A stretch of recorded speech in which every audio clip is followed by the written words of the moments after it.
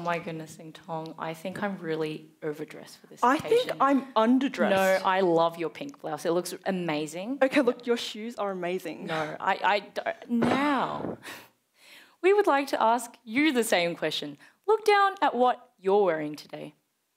What are you wearing? Why have you chosen what you're wearing today? How would you rate yourself out of 10? Have you ever wondered why we as human beings decorate ourselves like this? Why we put so much effort into looking presentable every day, into pleasing others, into feeling beautiful and accepted into society? But most importantly, does doing this make us happier? My name is Yebin. My name is Xingtong. And we are 2 Year 11 students from St. Margaret's School. And today in our TEDxCasey talk, we would like to talk about the relationship between beauty and happiness, and whether there really is a correlation between the two. Let's start out by testing whether we understand what beauty is. Beauty, as defined by the Oxford Dictionary, is a combination of qualities such as shape, colour, or form that pleases the aesthetic senses, especially the sight. The most well-known type of beauty is physical beauty, the degree to which a person is considered attractive or appealing. However, beauty can also be embodied through inner beauty, which describes a person's personalities, character, values, and habits.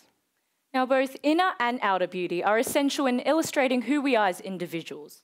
But our question is, does beauty directly correlate to overall happiness and success in our lives?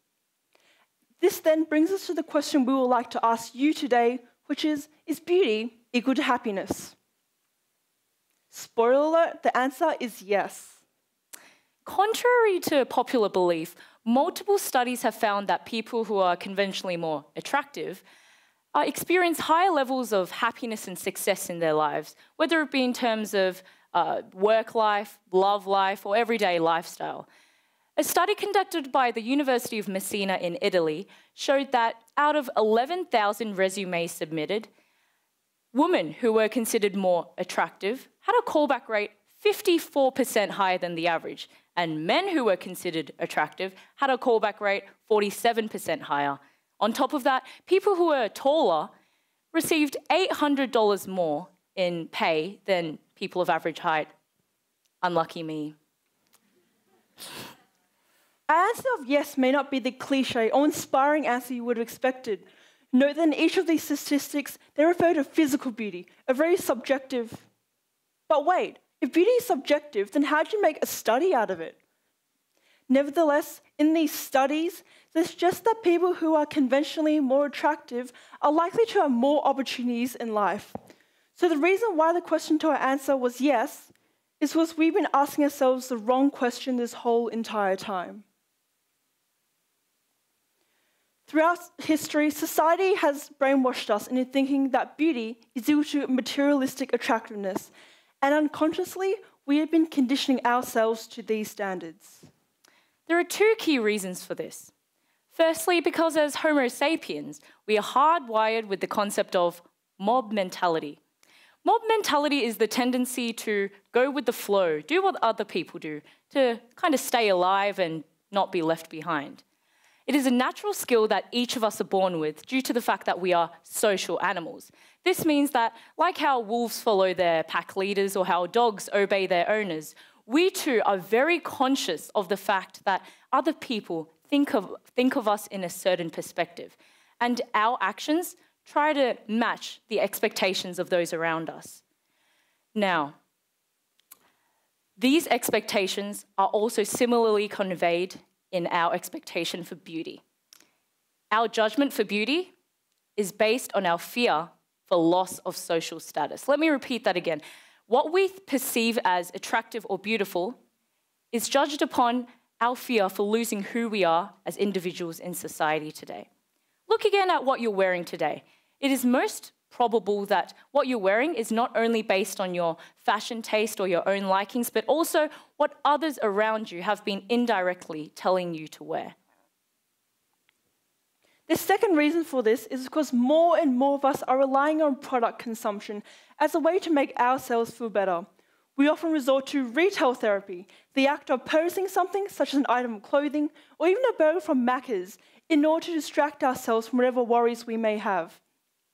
But we all know that such purchases only come with temporary pleasure, which fades with time as we adapt to it. Then we become unhappy again, and the search for a new product begins. And it continues as if we're on this forever spinning cycle of consumption, and with each cycle, our hunger increases. It is this psychological insecurity that businesses use to their advantage. In 2018, it was reported by Forbes that an average person is exposed to around 4,000 to 10,000 digital ads a day through social media, television, or radio. And this doesn't even include physical ads such as billboards, catalogs, or magazines. Now, to put this figure into perspective, assuming that we're all healthy human beings who always get our 9 daily hours of sleep, then every hour you'd be exposed to around 267 to 667 ads per hour. To narrow that down even further, it's around 11 every minute, or just over 10 every 6 seconds. Advertisements mirror the ideal society, but also motivates us towards materialism. Businesses make a product appealing by fitting into the context of our society, and by doing so, convinces you that their product will make your life better. Now, this is especially the case with the beauty industry, which seems to embed itself in all aspects of our lifestyle today, whether it be YouTubers reviewing makeup products on their channel or movie characters having a dilemma upon which watch to wear for the day. Product placement seems to be constantly screened into our eyes in increasingly subtle ways to make us believe that that product will make our lives better. The catch is that buying that single product won't make us significantly more attractive or more happier than we already are. Today in our TED Talk, we would like you to see the truth. The products that advertisements tell you to buy, the stuff that department stores tell you to try, and all those things that magazines, social media, and all your friends tell you are trendy, are all part of a major corporate money-making scheme.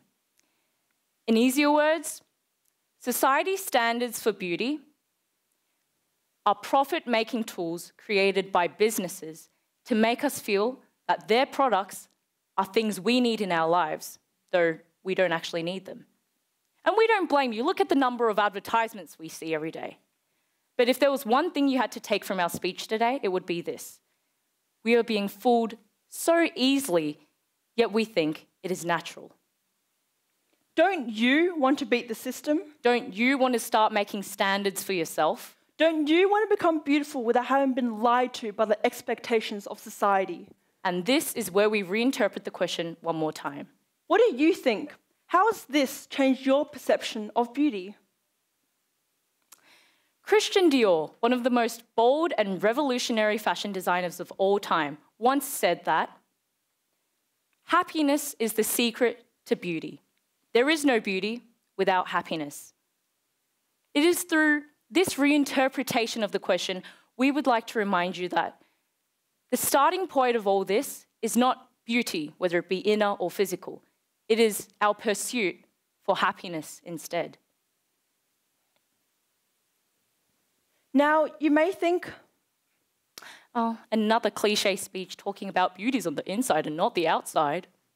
But that is exactly why we, as the youths of this generation, are standing here today. Although this is such an important concept, repeated so many different times in so many different forms, each of us, both young and old, seem to forget that in order to fulfill both happiness and beauty, we need to start from the inside, not the outside. Again, there's nothing wrong with buying just a little something to make you feel a little happier, but we would like to remind you that if the only thing you rely on for your happiness is the brand of your clothes, the price of your makeup, the authenticity of your jewelry, or the type of perfume you're wearing today, then is it really providing you with eternal and permanent happiness? There are 3 important steps we would like you to use not only to find inner beauty, but also to find happiness. Number 1, happiness and beauty are relative. Both happiness and beauty are concrete ideas that cannot be measured or quantified. They are subjective, and they are standards created by society. So stop trying to put a number on it. Number 2, stop comparing your happiness and beauty against someone else's.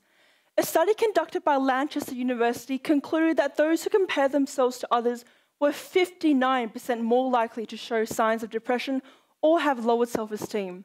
Although it's a natural habit, we need to become conscious of these thoughts and learn to let go of them. Something that makes me feel beautiful and happy may not necessarily make you feel the same way. Number 3, happiness and beauty grow from within. Just for a moment, I would like to ask all of you to close your eyes. Now, what makes you the person you are?